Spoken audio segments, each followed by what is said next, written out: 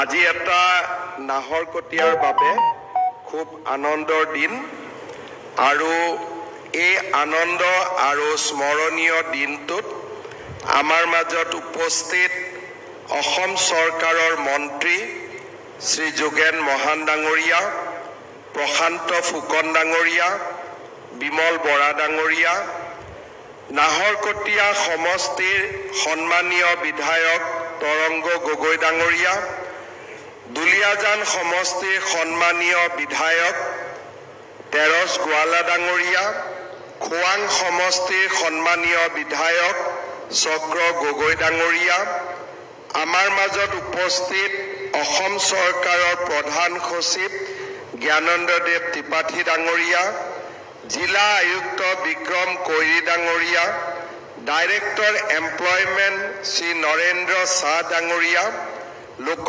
নিৰ্মাণ বিভাগৰ আয়ুক্ত সচিব ৰাজ চক্ৰৱৰ্তী ডাঙৰীয়া, লোক নিৰ্মাণ স্বাস্থ্য আৰু শিক্ষা বিভাগৰ আয়ুক্ত সচিব চন্দন শৰ্মা ডাঙৰীয়া, লোক নিৰ্মাণ বিভাগৰ আয়ুক্ত সচিব বিভূতি শইকীয়া ডাঙৰীয়া, শ্ৰী বিকুল ডেকা ডাঙৰীয়া, হেমন্ত গগৈ ডাঙৰীয়া, আমাৰ মাজত উপস্থিত শ্ৰীযুত জেমছ গগৈ, মৃদুল কলিতা, ললি চলিহা, ৰাণী শইকীয়া, দুলাল বৰা, নামৰূপ আৰু নাহৰকটীয়া পৌৰসভাৰ অধ্যক্ষকে আদি কৰি মঞ্চত উপবিষ্ট বিশিষ্ট ব্যক্তিসকল, আই মাতৃসকল, যুৱক যুৱতী, বন্ধু বান্ধৱীসকল আৰু সন্মানীয় সুধীবৃন্দ, আজি নাহৰকটীয়াৰ বাবে এটা অতিকে স্মৰণীয় দিন। 2001 চনত মই অসম বিধানসভাত প্ৰথমবাৰৰ বাবে বিধায়ক নিৰ্বাচিত হৈছিলোঁ আৰু এক প্ৰকাৰ 2001 চনৰ পৰাই বিধানসভাত নাহৰকটীয়াক মহকুমালৈ ৰূপান্তৰ কৰিব লাগে বুলি উত্থাপন কৰা দাবী আমি প্ৰতিবাৰে আলোচনা কৰিছিলোঁ, শুনিছিলোঁ, কিন্তু নাহৰকটীয়াক মহকুমালৈ উন্নীত কৰিব পৰা নহৈছিল আৰু নাহৰকটীয়া ৰাইজৰ মাজত এটা ক্ষোভৰ অগনিও জ্বলি আছিলে।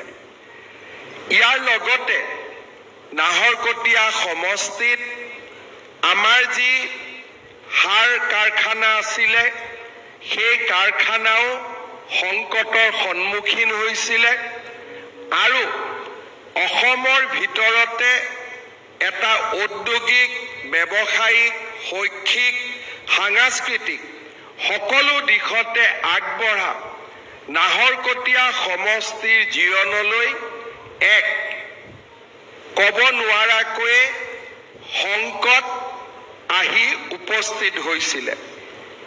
তেনে সময়তে 2021 চনৰ নিৰ্বাচনত ভাৰতীয় জনতা পাৰ্টীয়ে নাহৰকটীয়া সমষ্টিৰ বাবে আমাৰ সকলোৰে ভাতৃস্বৰূপ তৰংগ গগৈ ডাঙৰীয়াক বিধায়কৰ প্ৰাৰ্থী হিচাপে নিক্ষেপ কৰিছিলে আৰু নাহৰকটীয়াত তৰংগ গগৈ ডাঙৰীয়াক ভোট দিবৰ কাৰণে অনুৰোধ জনাবলৈ অহাৰ মুহূৰ্তত মই ৰাইজক কৈছিলোঁ যে 5টা বছৰত আমি নাহৰকটীয়াৰ জীৱনলৈ, নামৰূপৰ জীৱনলৈ আমি পৰিৱৰ্তন আনিম। চাওঁতে চাওঁতে আজি যোৱা 5টা বছৰত উন্নয়ন আৰু বিকাশৰ এক নতুন অনিৰুদ্ধ যাত্ৰা নাহৰকটীয়া সমষ্টিৰ ৰাইজে দেখা পালে। নাহৰকটীয়াত আজি মৰাণ, নাহৰকটীয়া, দুলিয়াজানত অসমমালা পথৰ নিৰ্মাণ হ'ল। মধুপুৰৰ পৰা নামৰূপলৈ ইণ্ডাষ্ট্ৰিয়েল কৰিডৰ, নাহৰকটীয়াত মিনি ষ্টেডিয়াম, IIT, টিপামত চুকাফা ক্ষেত্ৰ, NH জয়পুৰৰ পৰা হুকানজুৰি এটা সুন্দৰ পথ, ভাদৈ পাঁচআলিৰ পৰা টিপাম, এই গোটেই উন্নয়নৰ যাত্ৰাই নাহৰকটীয়াক এক নতুন দিগন্তলৈ লৈ গ'ল। ইয়াৰ লগতে ভাৰত চৰকাৰে নামৰূপৰ সাৰ কাৰখানাক নতুনকৈ গ্ৰীণফিল্ড 11,000 কোটি টকা ব্যয়েৰে নিৰ্মাণ কৰা আৰু পুৰণি সাৰ কাৰখানাটোকো উজ্জীৱিত কৰা, এই দুইটা প্ৰকল্প হাতত লৈ নাহৰকটীয়া নামৰূপৰ জীৱনলৈ এক বিশাল সংকল্প আৰু সমৃদ্ধিৰ বাতৰি কঢ়িয়াই লৈ আহিলে। আজি দিনটোত মই পুনৰ এবাৰ আপোনালোকক প্ৰতিশ্ৰুতি দিছোঁ যে নিৰ্ধাৰিত সময়ত আমি নামৰূপৰ সাৰ কাৰখানাৰ নিৰ্মাণৰ কাম আৰম্ভ কৰিম আৰু ইয়াক আমি নিৰ্ধাৰিত সময়ৰ ভিতৰতে ইয়াৰ নিৰ্মাণৰ কামো সম্পূৰ্ণ কৰিম। এডভান্টেজ আসাম 3 অনুষ্ঠিত হৈছিল। নামৰূপৰ এই বিজয় যাত্ৰাৰ লগত নাহৰকটীয়া সমষ্টিৰ বিজয় যাত্ৰাৰ লগত সংগতি ৰাখি অতিৰিক্তভাৱে নুমলীগড় ৰিফাইনেৰীয়েও আমাৰ সমষ্টিত 750 কোটি টকা ব্যয়েৰে আন এক উদ্যোগ স্থাপনৰ বাবেও সিদ্ধান্ত লৈছে, যাৰো কাম আমি জানুৱাৰী মাহত আৰম্ভ কৰিম।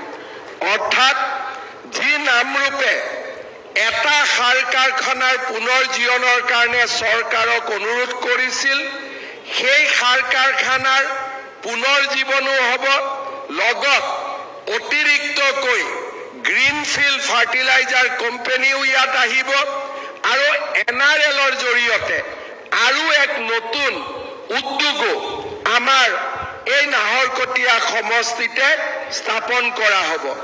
পুৰণি যি এক প্ৰাণবন্ত আৰু জীৱন্ত নাহৰকটীয়া সমষ্টি আছিলে, নামৰূপ নাহৰকটীয়া টাউন আছিলে, আজি সি আকৌ এবাৰ পুনৰ জীৱন্ত আৰু প্ৰাণবন্ত হ'বলৈ গৈ আছে।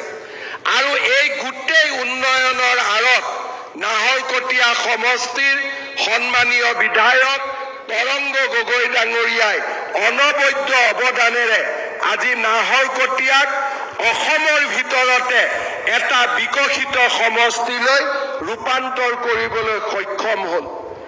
মহকুমাৰ দাবী আছিলে, আজি নাহৰকটীয়াত আমি মহকুমাৰ পৰিৱৰ্তে সমজিলাৰ আৰম্ভণি কৰিছোঁ। মহকুমাৰ যি অধিকাৰ আছিলে তাতকৈ আৰু বেছি অধিকাৰ প্ৰদান কৰি নাহৰকটীয়াত আজি আমি সমজিলাৰ আধাৰশিলা স্থাপন কৰিছোঁ। প্ৰায় 9 বিঘা মাটিত 20 কোটি টকাৰে এই সুন্দৰ সমজিলাৰ কাৰ্যালয় নিৰ্মাণ কৰা হ'ব। শৈক্ষিক বিকাশৰ প্ৰতি গুৰুত্ব ৰাখি নাহৰকটীয়া সমষ্টিৰ চাচনি উচ্চতৰ মাধ্যমিক বিদ্যালয়, নাহৰকটীয়া উচ্চ মাধ্যমিক বিদ্যালয়, আমাৰ নাহৰকটীয়া সমষ্টিৰ জয়পুৰ উচ্চ মাধ্যমিক বিদ্যালয়, উচ্চতৰ মাধ্যমিক বিদ্যালয় আৰু কুঁৱৰীগাঁও উচ্চ মাধ্যমিক বিদ্যালয়, 4খন স্কুলক আমি 7 কোটি 8 কোটি টকা দি নতুনকৈ নিৰ্মাণ কৰাৰ বাবেও ৰাজ্য চৰকাৰে পুঁজি মঞ্জুৰ কৰিছে আৰু এই 4খন বিদ্যালয়ে এটা সম্পূৰ্ণ নতুন ৰূপ পাবলৈ সক্ষম হ'ব। নাহৰকটীয়াত মোৰ মনত আছে, নাহৰকটীয়া ৰাইজে চাচনি দুলীয়াজান ইয়াত যিটো টিকৰিলিবাৰী ঘাট দলঙৰ আবেদন কৰিছিলে, আজি 32 কোটি টকা দলঙৰ নিৰ্মাণৰ সপোন আমি বাস্তৱত ৰূপায়ণ কৰিছোঁ আৰু জানুৱাৰী 2026 চনত এই দলংখনো ৰাইজৰ সেৱাৰ বাবে আমি মুকলি কৰি দিম। ইয়াৰ উপৰিও জয়পুৰ টিপামতো বুঢ়ীদিহিঙৰ ওপৰত নতুন দলং নিৰ্মাণ হৈছে। হুদুপাৰা দুলীয়াজানক সংযোগ কৰিও আজি নতুন দলঙৰ নিৰ্মাণৰ কাম হাতত লোৱা হৈছে। আজি আমি ইয়াতে ITI শুভ উদ্বোধন কৰিছো। ITI লগতে ইয়াতে টাটা ষ্ট্ৰাইভৰ লগত আৰু টাটা টেকনলজিৰ লগত আমি একেলগে কাম কৰি ইয়াৰ ITI আমি 15টাতকৈও অধিক ট্ৰেডৰ ওপৰত আমাৰ নাহৰকটীয়াৰ যুৱক যুৱতীক আমি শিক্ষিত কৰাৰ বাবে প্ৰয়াস আৰু প্ৰচেষ্টা চলাম। ইয়াৰ লগতে অইল উদ্যোগৰ লগত জড়িত বিভিন্ন দিশ সামৰি আমি পৰম্পৰাগত শিক্ষাৰেও আমাৰ ITI খনক আমি সমৃদ্ধ কৰিম। নাহৰকটীয়াৰ হকীত বিশেষকৈ ছোৱালী দলটোৱে যথেষ্ট প্ৰতিভা দেখুৱাবলৈ সক্ষম হৈছিলে আৰু আমাৰ স্কুল চেম্পিয়নশ্বিপত নাহৰকটীয়া ছোৱালী দলে 8বাৰকৈ চেম্পিয়ন হৈ তেওঁলোকে নিজৰ প্ৰতিভা প্ৰকাশ কৰিবলৈ সক্ষম হৈছিলে। নাহৰকটীয়াৰ মহিলা হকী দলে সিনিয়ৰ জুনিয়ৰ সাব জুনিয়ৰ আন্তঃজিলা প্ৰতিযোগিতাতো 4-5 বাৰকৈ চেম্পিয়ন হ'বলৈ সক্ষম হৈছিলে। 2010 চনৰ পৰা 2025 চনৰ ভিতৰত নাহৰকটীয়াৰ ছোৱালী হকী দলৰ পৰা 100ৰো অধিক খেলুৱৈ সিনিয়ৰ জুনিয়ৰ আৰু সাব জুনিয়ৰ ৰাষ্ট্ৰীয় প্ৰতিযোগিতাত অসমক প্ৰতিনিধিত্ব কৰাৰ সুযোগ পাইছিলে। 2001 চনতে হীৰেন গগৈ আৰু স্বৰ্গীয় জয়ন্ত হাজৰিকাই নৰ্থ ইষ্ট ইণ্ডিয়া এক্সপোজাৰ টুৰৰ অংশ হিচাপে অষ্ট্ৰেলিয়া ভ্ৰমণ কৰিবলৈ সুবিধা পাইছিল। নাহৰকটীয়াৰ জীয়ৰী জোনাকী চুৰিন 2012 চনত সিনিয়ৰ ভাৰতীয় বাছনি শিবিৰলৈ নিৰ্বাচিত হোৱাৰ লগতে জুনিয়ৰ বাছনি শিবিৰলৈ 2013ৰ পৰা 2025ৰ ভিতৰত এলিনেক্কা, ববি কৰ্মকাৰ আৰু লক্ষীমণি মাজুৱাৰৰ নিৰ্বাচনে হকীৰ ক্ষেত্ৰত নাহৰকটীয়াৰ সম্ভাৱনা স্পষ্টভাৱে প্ৰমাণ কৰিছিল। বিধায়ক তৰংগ গগৈ ডাঙৰীয়াৰ অনুৰোধত আৰু নাহৰকটীয়াৰ ক্ৰীড়া প্ৰতিভাক সন্মান জনাই 2023 চনৰ 30 জানুৱাৰীত ডিব্ৰুগড়ত অনুষ্ঠিত ৰাজ্য চৰকাৰৰ কেবিনেটত আমি নাহৰকটীয়াত হকী ষ্টেডিয়াম নিৰ্মাণৰ সিদ্ধান্ত লৈছিলোঁ। আজি 15.32 কোটি টকা ব্যয়েৰে আমি এই হকী ষ্টেডিয়ামৰ শুভাৰম্ভণি কৰিছোঁ। 840খন আসনযুক্ত এখন আমি ইণ্টাৰনেশ্যনেল ষ্টেণ্ডাৰ্ডৰ সিন্থেটিক হকী ফিল্ড আমি নাহৰকটীয়াত নিৰ্মাণ কৰিব বিচাৰিছোঁ। মই বিশ্বাস কৰোঁ নাহৰকটীয়াৰ সিন্থেটিক হকী ফিল্ডে এই নাহৰকটীয়াৰ পৰাই অনাগত দিনত কোনোবা নহয় কোনোবা এগৰাকী হিমা দাস, লভলীনা বৰগোহাঁইৰ জন্ম দিব, তাক মই বিশ্বাস কৰোঁ। শ্ৰদ্ধাৰ ৰাইজ, আজি নাহৰকটীয়াৰ আন্তঃগাঁথনি নিৰ্মাণৰ ক্ষেত্ৰতো আৰু এক শক্তিশালী খোজ আমি আগবঢ়াবলৈ ইয়াত সমবেত হৈছোঁ। নামৰূপ নাহৰকটীয়া পথত থকা ৰেলৱে অভাৰব্ৰিজত আমি এখন উড়ন সেতু নিৰ্মাণৰ প্ৰস্তাৱ কৰিছোঁ। 600 মিটাৰ দৈৰ্ঘ্যৰ এই উড়ন সেতু নিৰ্মাণত ৰাজ্য চৰকাৰ আৰু কেন্দ্ৰীয় চৰকাৰে প্ৰায় 68.71 কোটি টকা ব্যয় কৰিব। 2 বছৰৰ ভিতৰত এই প্ৰকল্পৰ কাম আমি সম্পূৰ্ণ কৰিম আৰু মোৰ অভিজ্ঞতাৰে মই ক'ব পাৰোঁ, গুৱাহাটীতো যেতিয়া আমি মালিগাঁৱত, চানমাৰীত, গণেশগুৰিত উৰণীয়া সেতু নিৰ্মাণ কৰিছিলোঁ, ব্যৱসায়ীসকলে প্ৰথমতে অকণমান তেওঁলোকে চিন্তা দেখুৱাইছিলে, কিন্তু আজি তেওঁলোক আটাইতকৈ বেছি সন্তুষ্ট, কাৰণ এই ফ্লাইঅভাৰে পাৰ্কিঙৰ সুবিধাও প্ৰদান কৰে আৰু যান বাহনৰ ভিৰ কমি যোৱাৰ কাৰণে গ্ৰাহকসকলেও দোকানত আহিবলৈ ইচ্ছা প্ৰকাশ কৰে। চানমাৰীৰ পৰা গণেশগুৰিলৈ ফ্লাইঅভাৰ হোৱাৰ পিছত তাৰ ব্যৱসায়ীসকলৰ ব্যৱসায় দুগুণে বৃদ্ধি হৈছিলে। যোৰহাটতো প্ৰথমতে ব্যৱসায়ীসকলে আপত্তি কৰিছিলে। আজি যোৰহাটৰ ব্যৱসায়ীসকলেও উৰণ সেতুৰ পৰা পাব পৰা ইতিবাচক সঁহাৰিৰ বাবে আমাক সম্পূৰ্ণ সহযোগিতা আগবঢ়াইছে। মই আমাৰ ইয়াত ব্যৱসায় কৰা ব্যৱসায়ীসকলক এটাই জনাব বিচাৰিম যে আমাৰ যি অভিজ্ঞতা, সেই অভিজ্ঞতাই ৰাজ্যত আমি 70খনতকৈও বেছি উৰণীয়া সেতু নিৰ্মাণ কৰিছোঁ আৰু অভিজ্ঞতাই আমাক প্ৰমাণ কৰিছে যে উৰণীয়া সেতুৱে দোকানৰ বা ব্যৱসায়ীৰ ব্যৱসায় কম নকৰে, বৰঞ্চ বৃদ্ধিহে কৰে। আৰু মই বিশ্বাস কৰোঁ যে নাহৰকটীয়াতো আমি একেই ফলাফল নিশ্চিতভাৱে দেখা পাম।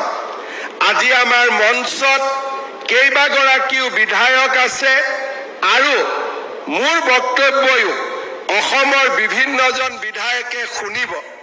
তাৰ পিছত তেওঁলোকে এটাই কথা ক'ব যে দাদা আপুনি তৰংগক বেছি মৰম কৰে কাৰণে গোটেইবোৰ আজি নাহৰকটীয়াতে দি থৈ আহিলে।